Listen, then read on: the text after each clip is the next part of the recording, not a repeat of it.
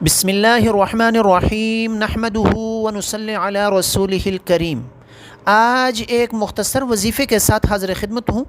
آج کا وظیفہ یہ ہے کہ جو آدمی اس وظیفے کو زندگی کا معمول بنائے گا، اللہ پاک اس کے لیے رزق کے دروازے کھولیں گے، اللہ پاک اس کے لیے آسمانوں سے رزق اتاریں گے، اور اللہ پاک اس کو وہاں سے رزق عطا فرمائیں گے جہاں سے اس کا وہم و گمان بھی نہیں ہوگا۔ وہ مختصر سا وظیفہ جو ہے وہ درود پاک کا وظیفہ ہے۔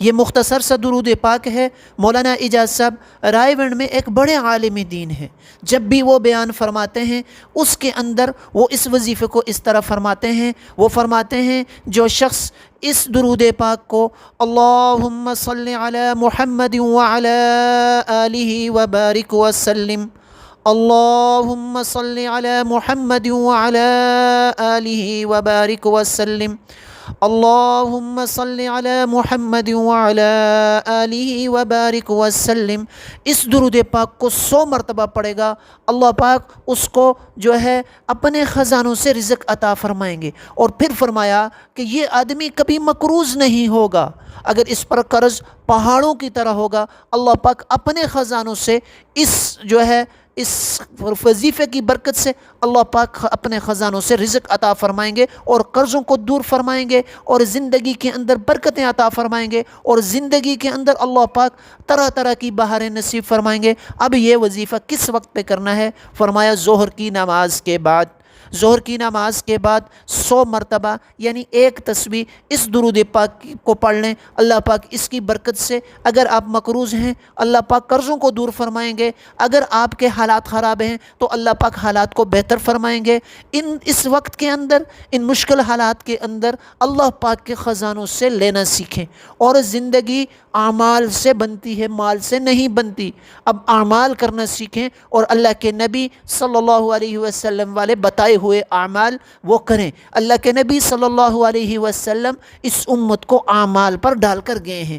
اعمال سے کرنے کا ذریعہ اللہ پاک کے خزانوں سے براہ راست لینے کا ذریعہ ہے۔ امید ہے یہ آج کا مختصر سا وظیفہ آپ کے لیے بہت زیادہ پاورفل ہوگا۔ اللہ پاک آپ سب کو، مجھے سب کو اپنے خزانوں سے رزق عطا فرمائے، آمین لکھ دیں، اور دعا میں ضرور شامل ہو جایا کریں۔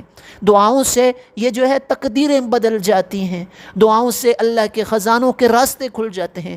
اللہ پاک بگڑے ہوئے نصیبوں کو اللہ پاک درست فرمائے۔ جو لوگ پریشان ہیں اللہ ان کی پریشانیوں کو دور فرمائے۔ جو لوگ بیمار ہیں، اسپتالوں میں ہیں، جگہ جگہ پر لوگ پریشان ہیں، اللہ پاک ان کی پریشانیوں کو دور فرمائے۔ جن لوگوں کے پیارے، ہمارے اپنے خاندان کے پچھلے 5-6 مہینے میں 5-6 لوگ اس دنیا سے چلے گئے، اللہ پاک ان کی جملہ مسلمانوں کی اللہ پاک مغفرت فرمائے، جنت الفردوس میں اعلیٰ مقام نصیب فرمائے۔ جن بچیوں کی عمریں زیادہ ہو رہی ہیں، ان کے جوڑ کے رشتے نہیں مل رہے، اللہ پاک اپنے خزانوں سے ان کے رشتوں کا بندوبست فرمائے۔ اور جو لوگ پریشان ہیں اللہ ان کی پریشانیوں کو دور فرمائے، اور جو لوگ مقروض ہیں اللہ ان کو اپنے خزانوں سے ان کے قرضوں کا بندوبست فرمائے۔ اللہ پاک ہماری اس دعا کو شرف قبولیت نصیب فرمائے۔ صلی اللہ علی النبی الکریم وعلی آلہ واصحابہ اجمعین برحمتک یا ارحم الراحمین۔